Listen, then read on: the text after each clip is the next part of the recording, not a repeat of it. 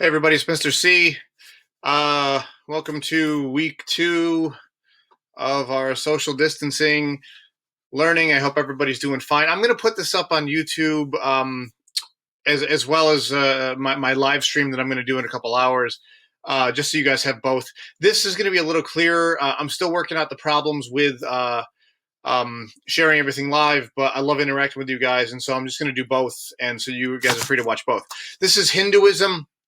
World religions. This is the 4th religion that we are studying.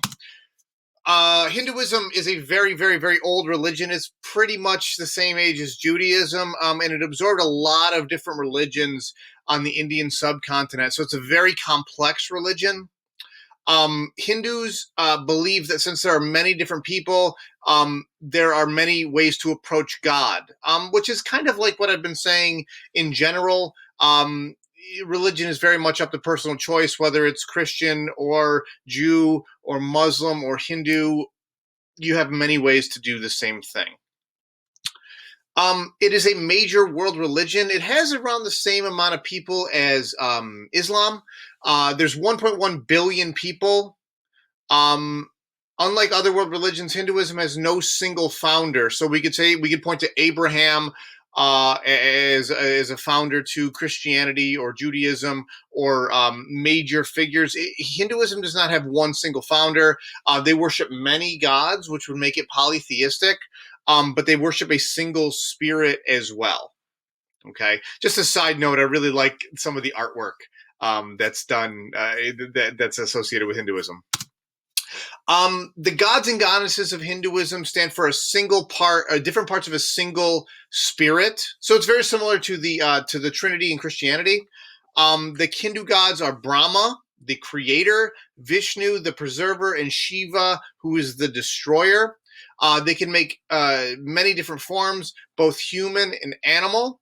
And so the whole idea of creator, preserver, destroyer, that's going to become pretty apparent later when we talk about reincarnation.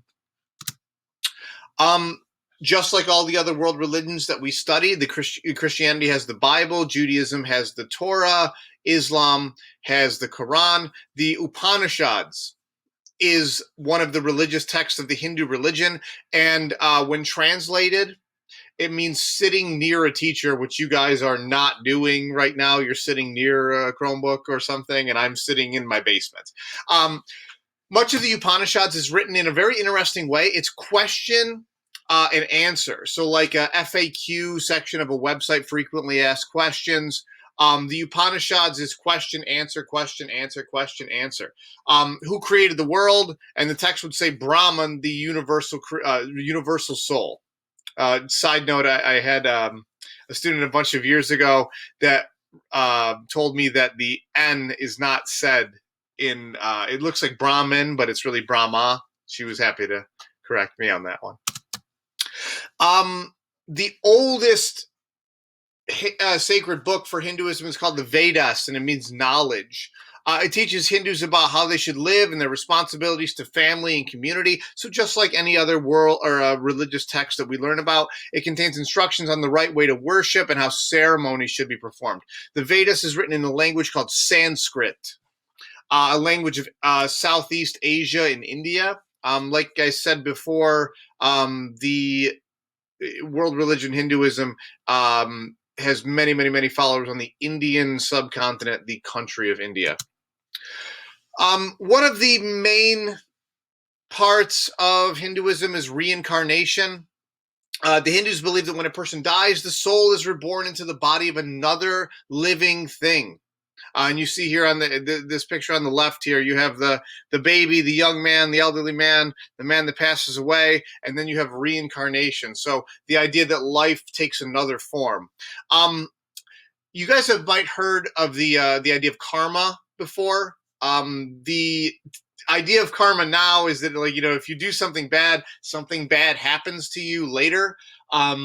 You guys have certainly heard that before. Karma in the Hindu religion works both ways. It's not just for bad acts, but for good acts as well. It's net throughout your entire life. So if you do more good deeds than bad deeds, you have good karma. If you do more